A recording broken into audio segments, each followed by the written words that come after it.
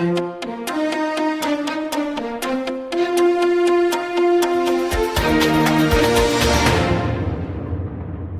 and welcome to Midday Update. Coming up are the headlines for the day. Heritage Ministry to promote Oman as a global tourist destination in Italy and France. Environment Authority continues campaign to collect seeds in Dhofar Governorate. Total lunar eclipse to occur today. 2 die and several injured in flea market Texas shootout in US. Failing economy forces auto drivers to sell flags at cafes in Sri Lanka. UN mission discusses meaningful peace with Afghan Reform Council. Jurgen Klopp maintains hex on Tuchel to make history in the FA Cup with Liverpool. AC Milan on brink of Serie A title. Those are the headlines. With that, we'll take a short break and we'll be back with the COVID-19 updates and the local stories for the day. Stay tuned.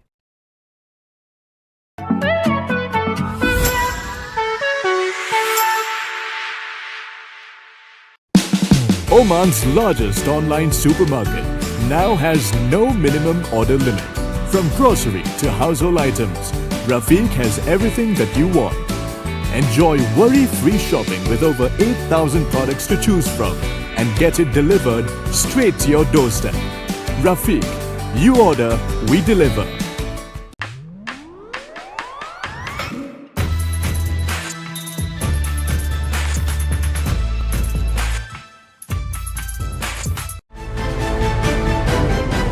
Looking for that ease of living in this beautiful country? Watch our weekly show Tea Talk every Wednesday at 8 p.m. where we'll be discussing latest news, updates, and what's buzzing on the social media.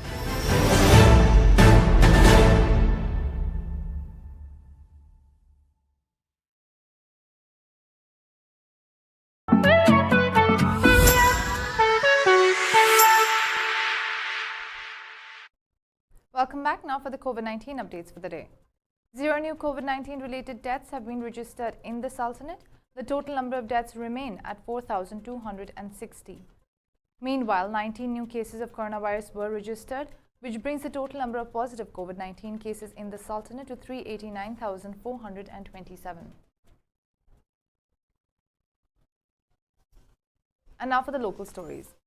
The Ministry of Heritage and Tourism will implement mobile promotional workshops in France and Italy to promote the Sultanate of Oman as a global tourist destination from May 17 till May 19, 2022. Mobile promotional workshops will be held in France and Italy about the Sultanate of Oman, a global tourist destination throughout the year, organized by the Ministry of Heritage and Tourism from May 17 to 19 as part of the plan to accelerate the recovery of the tourism sector implemented by the ministry, Oman News Agency said in a statement. The organization of mobile promotional workshops comes with the participation of Their Excellencies, the ambassadors, and a delegation from the Ministry of Heritage and Tourism. The Sultan's delegation will be accompanied by 27 of the most prominent partners in the tourism, hotel, and aviation sectors in the Sultanate of Oman, with the participation of more than 200 tourism establishments from the Sultanate of Oman, France, and Italy. The organization of promotional workshops coincides with the ministry's celebration of the 20th anniversary of promotional efforts in the French market through the ministry's Tourism Representation Office and 10 years in the Italian market.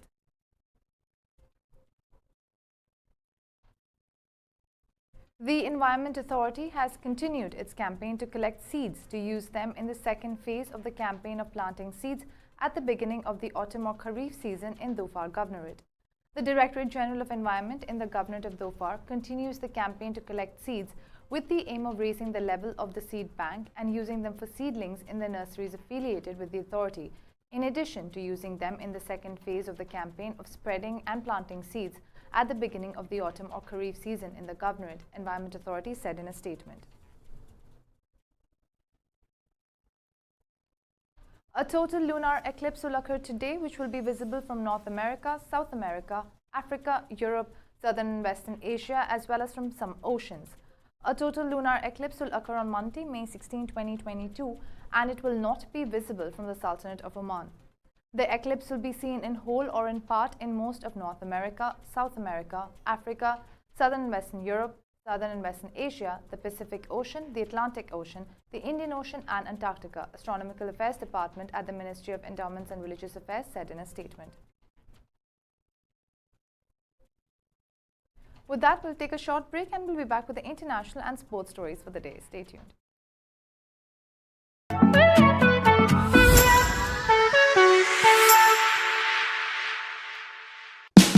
Oman's largest online supermarket now has no minimum order limit.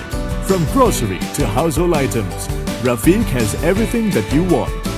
Enjoy worry-free shopping with over 8,000 products to choose from and get it delivered straight to your doorstep. Rafiq, you order, we deliver.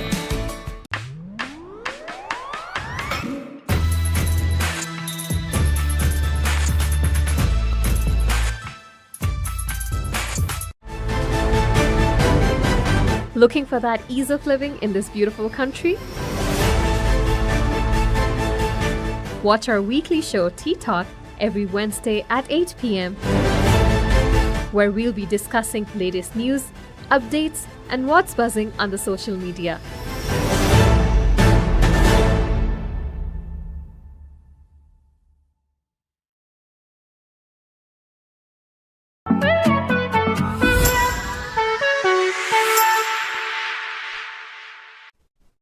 Welcome back to Midday Update. Now for the international stories. 2 people died and several others were injured in a shootout near a North Harris County flea market Sunday afternoon, police said. According to officials from the Harris County Sheriff's Office, thousands of people were at a flea market when 2 groups of people began shooting at each other. In a separate shooting incident in California, 1 person was killed and 5 others were injured on Sunday at a church in the western U.S. state.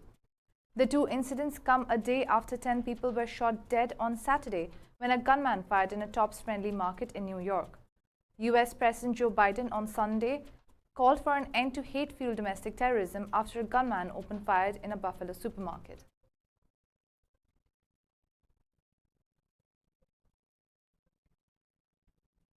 Sri Lanka is facing a large-scale economic crisis, a level of economic emergency of unprecedented nature, with nationwide anti-government protests demanding the resignation of the country's president, Gotabaya Rajapaksa. The pandemic has also negatively impacted remittances from Sri Lankans working abroad. There is an acute shortage of food and basic necessities, including fuel and gas, with many parts of the island nation facing lengthy power blackouts. Faced with economic hardship, Colombo-based taxi and auto drivers are now forced to sell the national flag at the protest site called Galface for their livelihood. On the occasion of the Vesak festival, the Galface protest site has been decorated, with anti-government protests continuing to press for the demand for Sri Lankan President Gotabaya Rajapaksa's resignation. Auto taxi drivers selling the flag are thankful that the protest is counting in the Galface and people are finally buying the flag to participate in the anti-government protest site.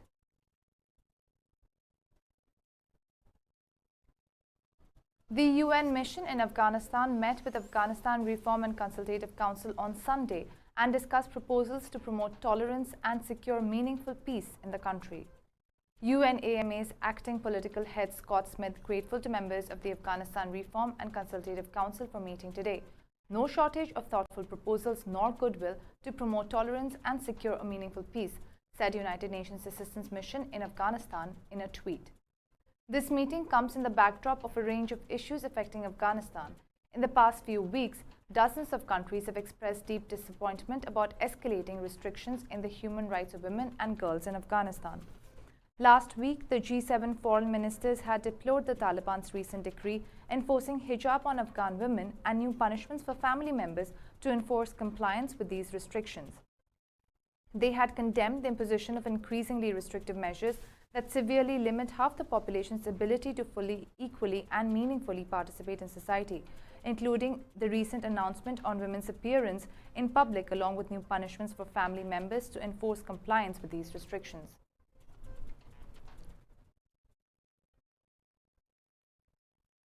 And now for the sports stories. Klopp, already a legendary figure at Liverpool, guided his team to the FA Cup with victory over Tuchel Chelsea, who have now lost the final of this competition 3 times in as many years, and lost to Klopp's Liverpool in League Cup final in February this year, also on penalties. In fact, this final took a spookily similar path. both ending goalless after 120 minutes and both decided in Liverpool's favour in a shootout. Klopp has trumped, if not outbidded, his compatriot once again to solidify his superiority over Tuchel. Klopp has won 10 of their 18 meetings with 5 ties and only 3 wins in Tuchel's favour. Tuchel is a gifted and decorated coach, of course, but Klopp has a hex over him. Naturally, they are compared because of their path their careers have followed, both graduating from Mainz and going on to lead Dortmund, with differing outcomes. Tuchel enjoyed some initial success over Klopp, with Mainz taking 4 points of Dortmund in the 2009-2010 season before Klopp's Dortmund went on to win back-to-back titles as he dominated his rival. Not much has changed in the years since, despite Tuchel going on to enjoy success at PSG and Chelsea. Klopp and Tuchel have been prominent figures among the German coaches plying their trade at the very top level of the sport. There's one achievement for Klopp that would beat them all though, the quadruple. The fact it is still a possibility demonstrates Klopp's incredible work at Liverpool, but it could yet be elusive.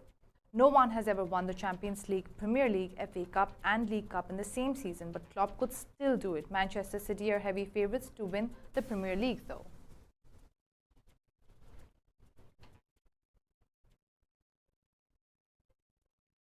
AC Milan took a giant step towards the Serie A title on Sunday, defeating Atalanta 2-0 to need just 1 point to win the league in their last home game of the season. AC Milan went into the San Siro with a 2-point advantage over second place Inter Milan, while Atalanta were still fighting for a spot in the European places. Milan's last victory against Atalanta on home turf was in 2014, followed by 4 draws and 3 defeats. Both sides failed to create genuine chances in the first half. The home side threw on Junior Messias in the 54th minute and made an impact almost with his first touch as his long pass over the top found Rafael Leao, who resisted a shoulder-to-shoulder challenge to finish with a low strike. The Diavolo sealed the win 20 minutes later in sensational style when Theo Hernandez started a move from his own half to surge forward and right tackles before sending the ball to the bottom corner.